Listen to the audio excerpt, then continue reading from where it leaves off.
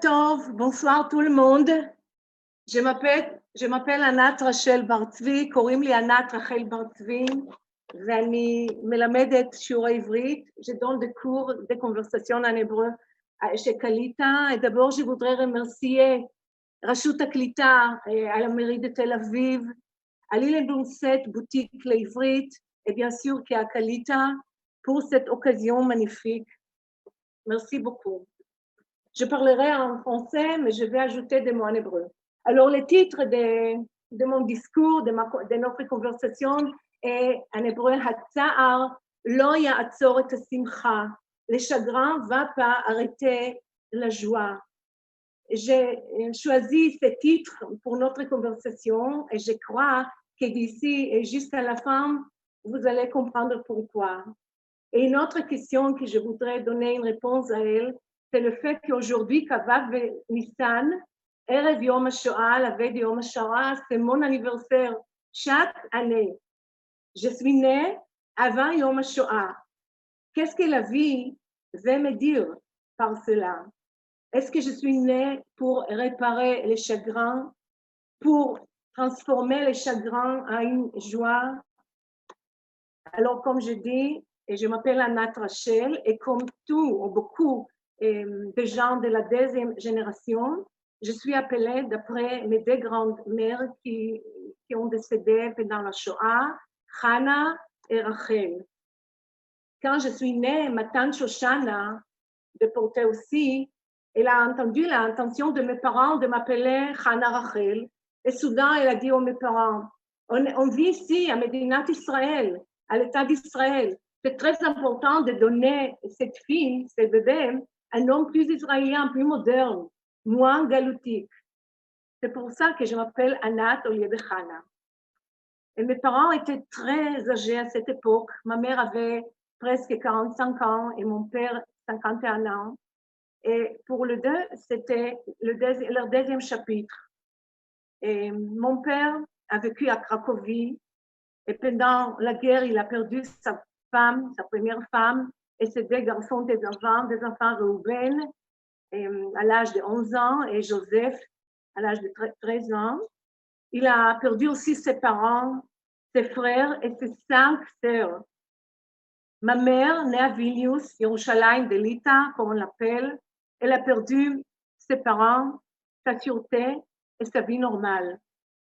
Sa chance miraculeuse était qu'au long de toutes les années de la Shoah, elle est restée toujours avec ma sœur aînée, sa fille du premier mariage, et avec ses 3 sœurs, à ma mère.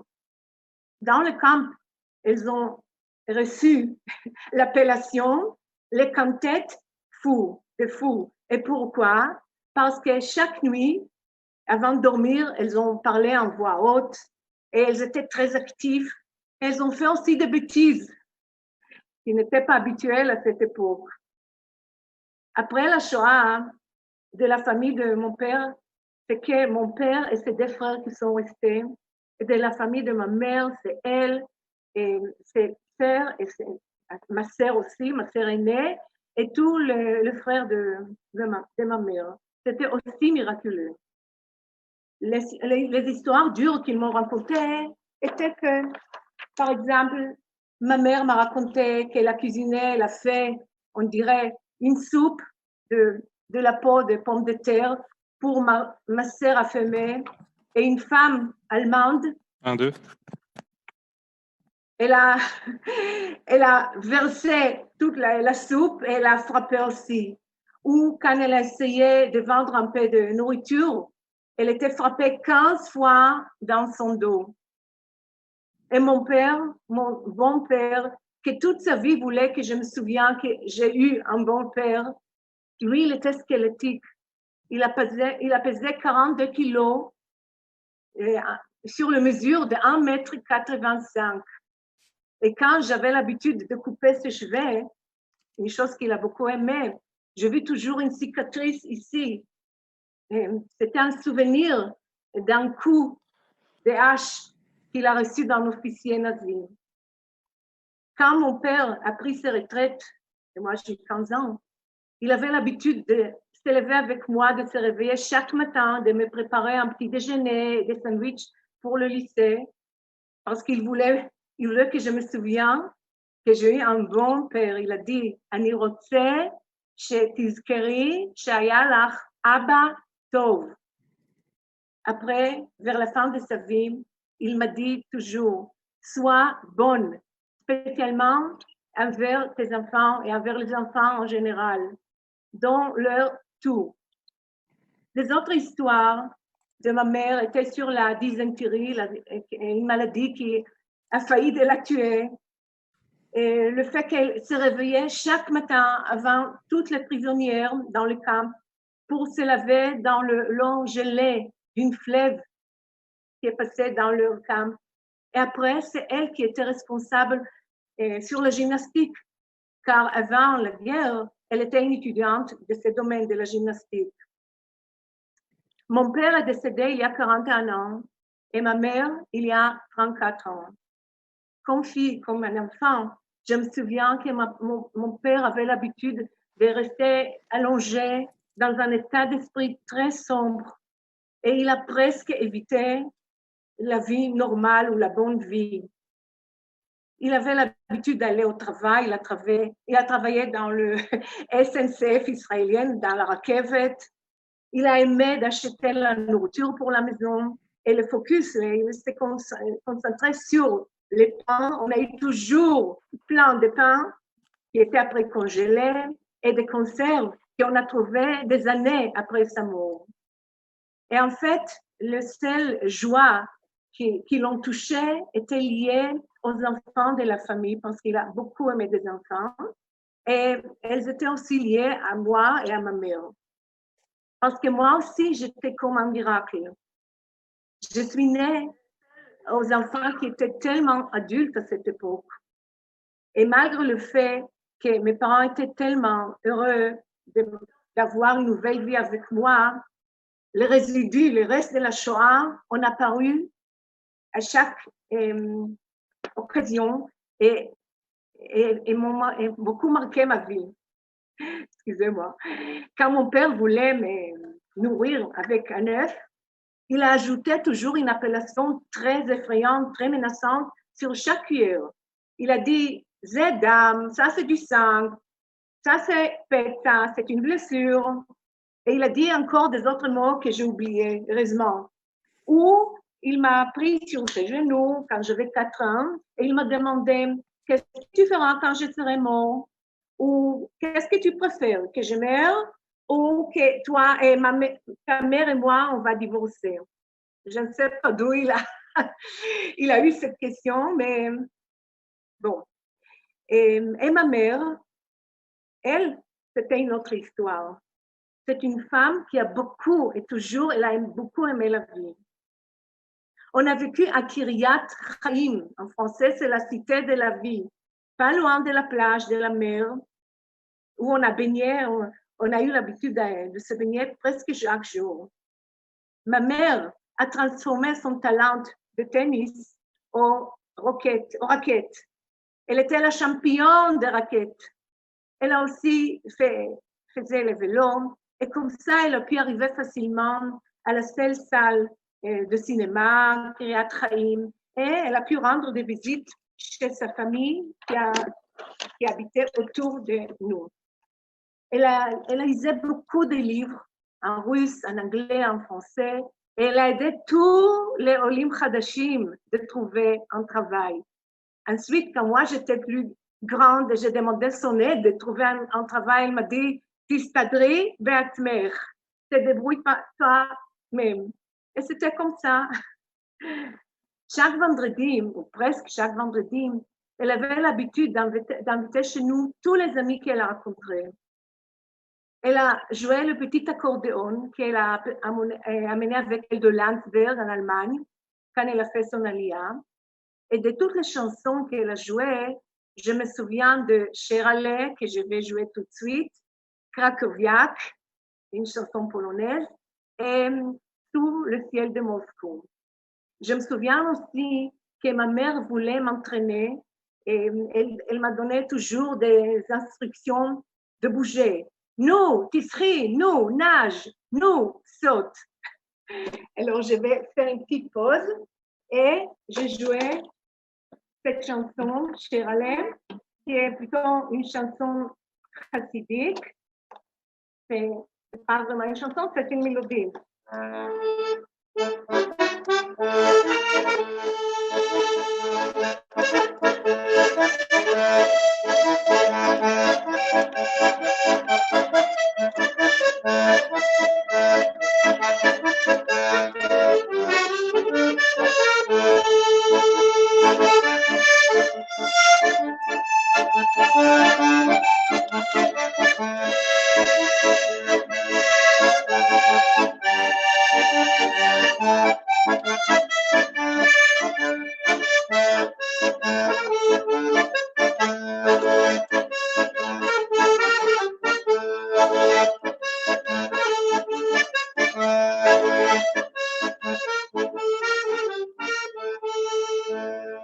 Alors là, c'est le petit accordéon fait à la main qu'elle a amené avec elle de Landsberg, qui est beaucoup, beaucoup plus vieux que moi. Et maintenant, je voudrais continuer. Et je vais vous raconter encore que j'avais tellement honte de mes parents quand ils sont venus au GAN, à l'école, pour me chercher, parce qu'ils étaient vieux à l'époque. Et tous les autres enfants avaient des parents beaucoup, beaucoup plus jeunes. Mais au-dessus de tous les grands-pères que j'ai eus et que je connais, comme moi, j'ai formé des étudiantes pour travailler avec la petite enfance, les enfants de la petite enfance. Et je connais des pères. Chez moi, le père était exagéré et extrême. Est-ce que vous connaissez une fille que sa mère est restée avec elle au GAN, à l'école, du premier jour, pendant 3 mois, chaque jour, jusqu'au Hanouka? Et le jour, quand elle a aperçu que sa mère n'était plus là, elle a sauté par la fenêtre pour rentrer chez elle. Ou est-ce que vous connaissez une fille que quand elle voit un garçon, un autre enfant, avec un bras cassé dans la plâtre, elle pleure beaucoup, terriblement? Ou est-ce que vous connaissez quelqu'un qui a tellement peur d'un tracteur qui travaille à côté de l'école et qu'elle échappe, oui, elle s'échappe de l'école sans que la maîtresse de l'école fait attention. Et quand elle arrive à la maison, il faut changer aussi ses culottes. Bon, alors, et quand je deviens plus adulte et je travaille dans le domaine de l'éducation avec l'enfance jeune ou les jeunes enfants, et aussi dans le domaine de la thérapie de la musique, musicothérapeute et de la danse, chaque fois que je dois commencer un nouveau travail et accompagner avec des grands sentiments de deuil et d'angoisse profonde, et tout est emballé de la couleur noire. Le livre de Dina Vardi, une psychothérapeute israélienne, qui s'appelle en hébreu Porter de sons, Nosei Hachotam, ou les bougies des mémoires, parle de nous, de notre deuxième génération. C'est un livre des années 90 et elle donne la liste des symptômes. Alors, je voudrais parler de quelques symptômes et comment ils se réalisent chez moi. Par exemple, la deuxième génération veut maîtriser eux-mêmes et les autres. J'ai toujours compris les sentiments, les émotions des autres, mais ce n'était pas toujours facile pour moi de les accepter. Je n'ai pas pu comprendre comment eux, ils pensent différemment que moi. Ça veut dire qu'ils ne pensent pas comme moi. Mais maintenant, ce n'est pas toujours facile pour moi. La deuxième génération, ils sont aptes de faire plaisir aux parents, de le comprendre, de jouer le rôle d'un enfant parental. Moi aussi, j'avais toujours peur qu'il y aura quelque chose tellement grave qu'ils vont mourir. Et quand mon père est décédé, j'étais tellement paniquée que mes jambes étaient bloquées dans le sol et je n'ai pas pu bouger. Et quand ma mère est tombée malade, j'ai perdu 10 kilos de mon poids pendant 10 jours. Je n'ai pas pu manger. Et comme on verra après, la nourriture est très importante pour moi. Et un autre symptôme, c'est qu'il manque la confiance en soi. Quand j'étais jeune, j'avais 17 ans, j'ai eu peur d'être vue par les autres. Par exemple, quand j'ai participé dans un mariage, j'ai jamais osé de quitter la table jusqu'à un moment où tous les invités étaient debout. Je ne voulais pas être vue par les autres. Et même quand j'étais soldate à l'armée, et quand j'ai pris le bus pour arriver à la base militaire, j'ai eu honte de se lever de ma place et de sonner pour que le bus arrête pour moi. Et ils sont très angoissés, ils sont mal à l'aise et très énervés, et ils ressentent la culpabilité, et leur image de soi est très bas à cause des attentes de leurs parents. Les parents ont toujours des attentes ils vont accomplir des choses que eux, les parents, n'ont pas pu faire. Alors moi, j'étais toujours une très bonne élève. Et mes parents voulaient que je fasse mes études à l'université. Mais moi, je ne voulais pas. Je voulais faire les études dans le UFM pour travailler avec les enfants. La pression était très lourde. Alors, j'étais obéissante et je commençais mes études. Mais après 2 jours à l'université de Haïfa, j'ai quitté.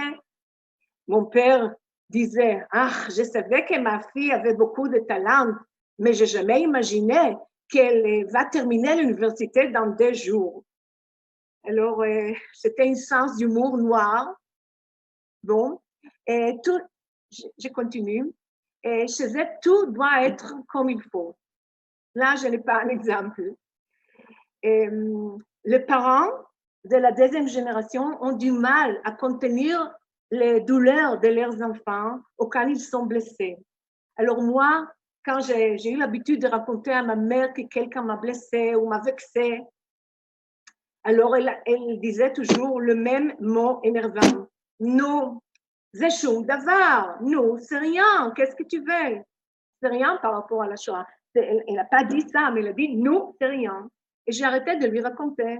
C'est ça. Ils ont peur, la deuxième génération, de leur colère vis-à eux-mêmes et aussi envers leurs parents.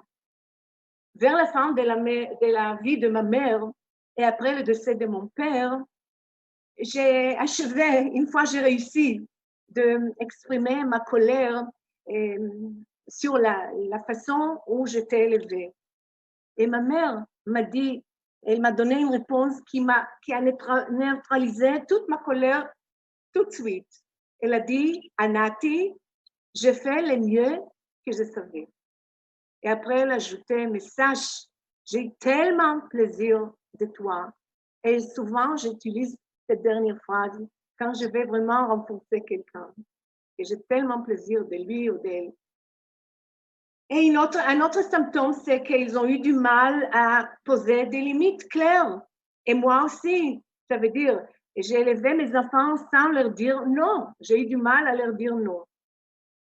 Ils sont très compulsifs concernant la survie physique. Ça veut dire qu'ils achètent beaucoup de nourriture, ils mangent beaucoup de nourriture, ils accumulent. Même quand ils nourrissent les enfants, c'est important pour eux que les enfants terminent tout ce qu'il y a dans l'assiette. Et, alors moi aussi, j'ai perdu la sensation de satiété. Ça veut dire je peux manger presque sans limite ou sans arrêt.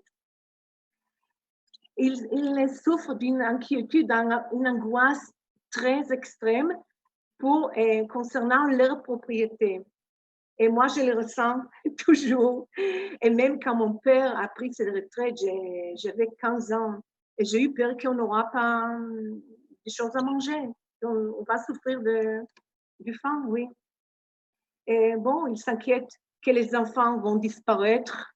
Alors, moi, je ne sais pas si moi, je suis comme ça, mais même moi, quand j'étais mariée et j'ai déménagé de Kiryat Chaim à Tel Aviv, mon père n'a pas osé de m'appeler et si j'étais en bonne santé, mais il a appelé ma sœur pour demander est-ce qu'il vit toujours, moi et ma famille.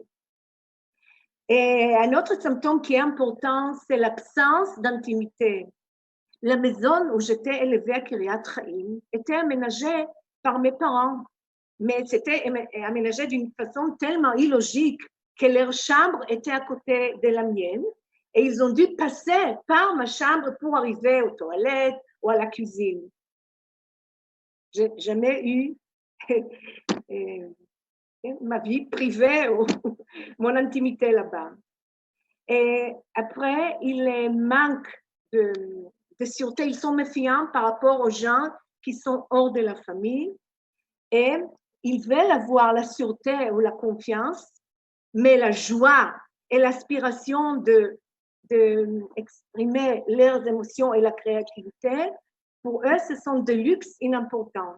Alors, je me souviens qu'une fois, comme enfant, avant la fête de Sukkot, j'ai construit une soukha et dans l'endroit où ma mère a pendu la linge dans notre cour.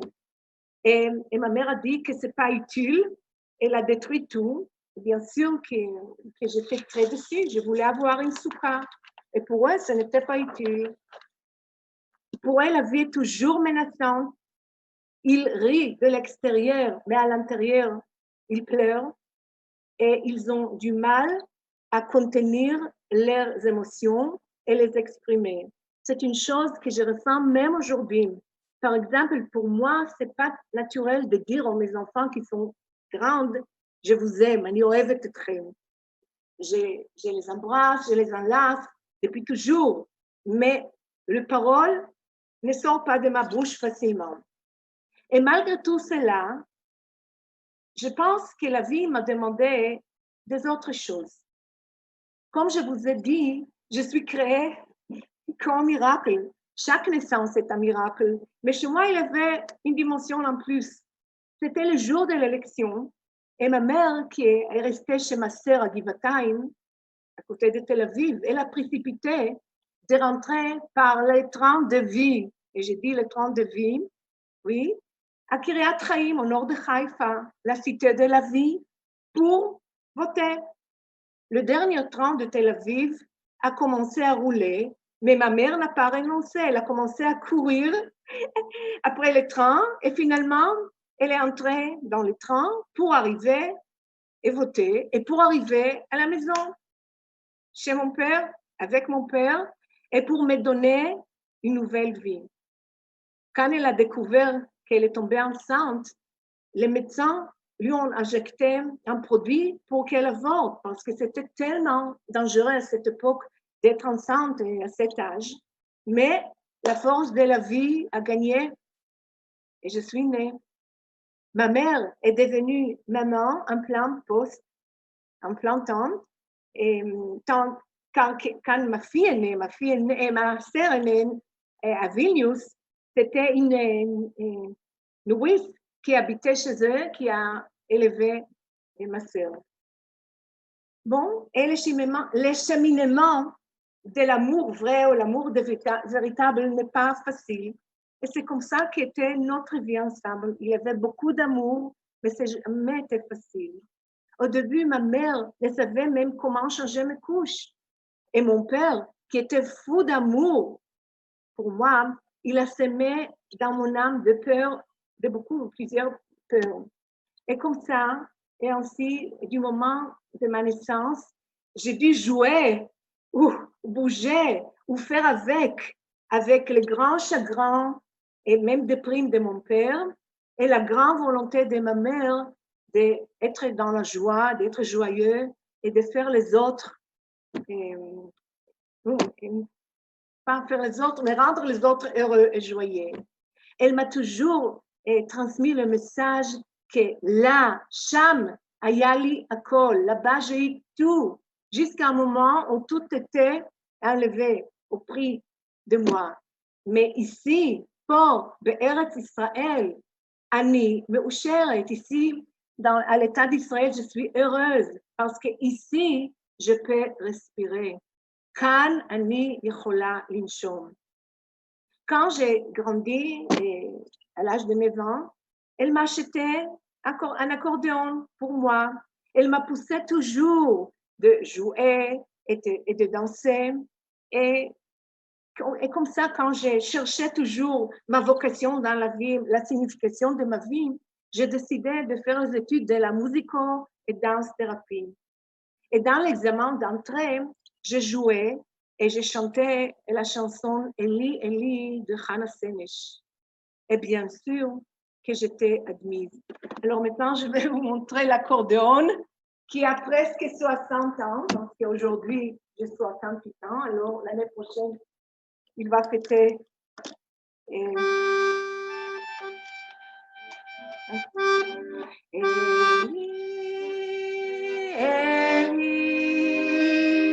שלא ייגמר לעולם, העולה והים, רישרוש של המים, ורק השמיים, תפילת האדם, החורף והים, רישרוש של המים, ורק השמיים, תפילת האדם.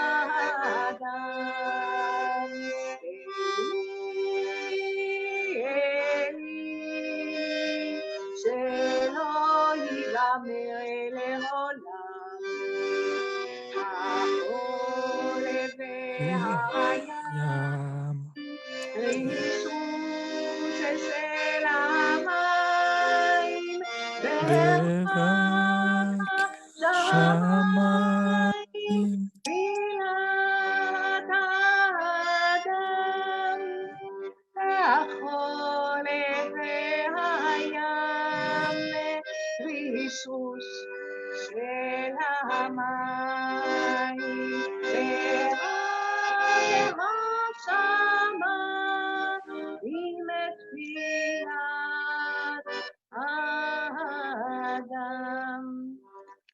Anat, alors c'est Ariel Candet, donc le directeur de Qualita. Donc c'est extraordinaire ce que vous venez de chanter parce que c'est d'un côté, ça parle aussi de Dieu, donc on parle de la prière à Dieu, et d'un autre côté, ça parle également, donc c'est Hannah Senesh qui représente toute l'histoire du sionisme. On rappelle que donc elle a été parachutée dans l'Allemagne nazie pour pouvoir lutter contre les nazis en Europe durant cette époque et qu'elle a été torturée et tuée par les nazis.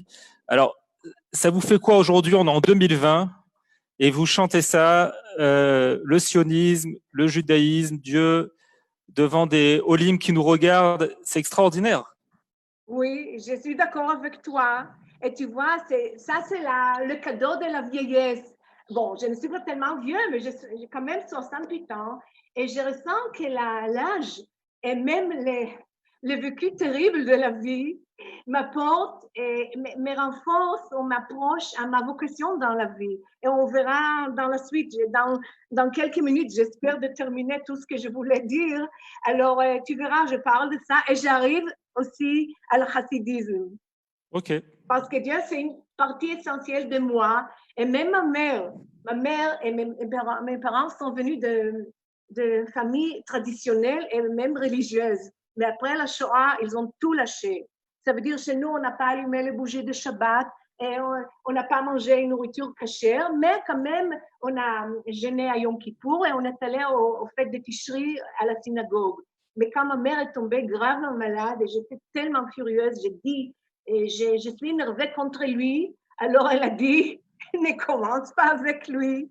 Ça veut dire, elle aussi, bien sûr qu'elle avait une grande foi, et moi aussi, et comme vous allez voir dans quelques instants, ok? Ok. Bon. On vous laisse terminer. Parce que quand même, si j'ai commencé, alors je pense qu'il vaut mieux que je termine. Alors, même mes enfants, la troisième génération, ont absorbé les résidus des histoires de la Shoah, mais j'ai l'impression que la façon est beaucoup plus délicate ou même humoristique. Par exemple, l'œuf de perles par laquelle mon père m'a nourri avec toutes les perles est devenu beitzat oniyot, un œuf de bateau, pour mon fils. Et chaque cuillère était une autre sorte d'un bateau, d'un sous-marin, d'un cargo. Et pour ma fille, tout ce qui concerne ma fille, ma mère disait qu'elle mange beaucoup, beaucoup mieux avec les histoires de la Shoah. Alors, c'était aussi une façon humoristique de voir la Shoah qu'elle a vécue. Et maintenant, je vais parler de mon mari, de mon ami Marie, qui est décédé il y a presque 2 ans, Michael, qui était aussi la deuxième génération de la Shoah, et son père David, qui aimait beaucoup que je l'appelle le roi David. Comme ma mère, il a joué, mais pas l'accordéon, il a joué le violon et la mandoline pour tous ces enfants déportés, pour les rendre heureux. Et quand David m'a raconté pour la première fois, la chose la plus significative qu'il a dit sur moi, c'était « Hi isha smecha ». C'est une femme joyeuse. Elle doit être toujours joyeuse. J'ai beaucoup aimé cette phrase, cette réflexion. Et mon Michael Sheli a consacré vraiment sa vie pour le peuple d'Israël. Parfois, pour moi, c'était très embêtant, mais toute sa vie était focalisée sur le peuple d'Israël, le sionisme. Il était philosophe, il a écrit des livres sur le sionisme, et plutôt pour les Olim Chadashim, et spécialement les Olim Chadashim qui sont venus de la France. Je tiens à dire, Anna, je vous interromps, je tiens à dire, donc moi j'ai 45 ans, hein, et quand j'étais jeune animateur au mouvement de jeunesse, donc on avait tout le temps des formations, et après je vais un peu expliquer justement aujourd'hui comment j'enseigne la Shoah, mais un des premiers, quand j'étais animateur du mouvement de jeunesse que j'ai rencontré, enfin pour moi c'était un grand monsieur, c'était votre mari, Michael, il me semble qu'il travaille à l'Agence juive, au KKL, je ne me rappelle pas exactement. Enfin, on nous a dit c'est un monsieur qui vient d'Israël et qui sait plein de choses. Et c'est aujourd'hui très émouvant, je tiens à dire, très émouvant pour moi, directeur de qualité aujourd'hui, de me rappeler de votre mari il y a tellement longtemps et aujourd'hui de vous voir sur l'écran. C'est magnifique. Toda Rabba.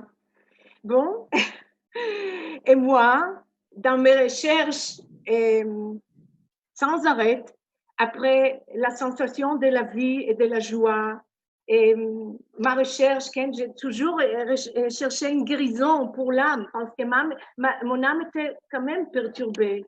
Je suis arrivée par hasard au Baal Shem Tov, le fondateur du chassidisme et l'arrière-grand-père de Rabbi Nachman de Breslev. Ces rencontres étaient à Paris, quand on était en mission de KKL. Ça veut dire, au début, il était à la mission de l'agent juif, et avec moi, il était à la mission de KKL à Paris. Le Baal Shem Tov m'a appris le Torah HaNefesh HaYehudit, ça veut dire la thérapie juive, d'avoir confiance en moi, et c'est-à-dire d'aspirer d'être toujours joyeuse. C'est lui qui ne peut pas surmonter la tristesse ou le chagrin, ça veut dire qu'il ne croit pas que tout est pour lui, tout est pour le mieux. Il m'a appris de voir la lumière divine dans chaque lettre et dans chaque état et endroit, même dans les moments les plus difficiles. Et croyez-moi qu'on a vécu pas mal de moments difficiles. Il m'a appris de traiter moi-même par la théorie de miroir de la réalité. Mais ça, c'est un sujet pour une autre conversation. Mais surtout, il m'a focalisé sur la langue hébraïque, son importance psychologique et les liens qu'elle renforce entre nous, les Juifs, et notre pays, Israël, entre nous et la lumière et la joie, et plutôt à la guérison, parce que c'est une langue qui guérit les gens. C'est un médicament. Et c'est ça que je dis toujours à tout le monde. Et ici, je m'accroche à vous, à Olim HaChadashim, tous les Olim, les anciens et les récents qui sont venus de la France. Quand Michael est décédé, je voulais continuer son activité sioniste, mais à ma façon, à moi, parce que moi, je ne suis pas philosophe, même si mon père, quand j'avais 3 ans, il m'a dit, quand on parle de la théorie, elle est très intelligente, mais dans la réalité, c'est un enfant qui fait des bêtises. Alors, malgré ça, c'est lui qui était le philosophe, pas moi. Et moi, je voulais le faire par la langue hébraïque, dans les cours que je donne à Kalita, cours de conversation en hébreu. Alors, avec votre permission, un petit exemple, comment on apprend la langue. bien sûr qu'on joue, c'est un ulpan musical et on parle, chaque fois on choisit un mot, mais la chose que j'aime le plus, c'est quand on analyse chaque mot par ses lettres, parce qu'en hébreu, comme vous savez, les lettres ne sont pas arbitraires, ce n'est pas un signe, c'est une sens, une famille de mots. Alors, comme le titre était chagrin, tsar en hébreu, alors de toutes ces 3 lettres, tzadik, tzadik, aïn et rosh, resh, j'apprends qu'il faut accepter le chagrin ou la tristesse comme elle est. La tristesse comme elle est. Il faut voir, aïn, au-dessus de tout ce qu'on vit, on voit, et comprendre qu'est-ce que la tristesse veut me dire et à quel bon endroit elle veut me conduire. Roche, c'est celui qui conduit. Alors, vous voyez, c'est une autre façon de comprendre le monde. Alors moi, le chagrin et la tristesse me conduisent vers la joie, parce que je trouvais aussi que la joie, simcha, en gématrie petite, c'est un Anat Rachel. Par hasard, ce sont mes 2 prénoms. Et la joie, qu'est-ce qu'elle m'apprend? Alors là, il y a Shin, Shen, Mem, Maim, Chet, Chat, la peur, et Hey, c'est lui. Elle m'apprend que sans la joie, on ne peut pas vivre vraiment. On vit, on survit, mais ce n'est pas une vraie vie. Et qu'il faut s'adapter comme l'eau. Il faut s'adapter aux situations différentes de la vie. Et il faut chercher, tant que possible, la joie partout. Et il faut surmonter la peur. Parce que vous savez que le descendant de déporté et même les déportés ont eu peur d'être joyeux parce que si on est joyeux, peut-être une mauvaise chose va nous arriver. Alors, il faut surmonter la peur d'être joyeux.